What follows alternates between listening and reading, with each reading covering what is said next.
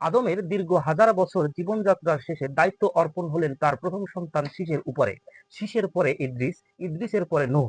নূহ পর্যন্ত আদম সন্তানেরা তার সৃষ্টিকর্তার দাসত্ব লাভের জন্য আদমের পথ দেখানো অনুযায়ী তারা সৃষ্টিকর্তার নিরাকারে ইবাদত বন্দিগি করেন। এর গোত্র বৃহত্তম হওয়ার কারণে আদম দেখানো সৃষ্টিকর্তার সন্তুষ্ট অর্জনের পথ বিভিন্ন রূপে বিবর্তন হতে থাকে। এই নূহের গোত্র থেকে সৃষ্টিকর্তার রূপকে কল্পনা করে আকারে নির্ধারণ করেন এবং পরবর্তীতে সেই আকার দেওয়া প্রভুর সামনে গিয়ে তারা সৃষ্টিকর্তার দাসত্ব অর্জন করা শুরু করেন।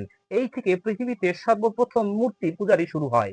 সৃষ্টিকর্তা নূহকে বার্তা পাঠিয়ে জানিয়ে দিলেন, বললেন, যাও হে নূহ, তুমি তোমার গোত্রকে জানিয়ে দাও, তারা যদি আমার নিরাকারকে আকার ধারণ করে মূর্তি পূজা করে তাহলে তাদের কর্মফল তাদেরকেই ভোগ করতে হবে। বৃহত্তম নূহের গোত্র নূহের সকল কথাকে অমান্য করে বাহ্য জিনিসকে Likey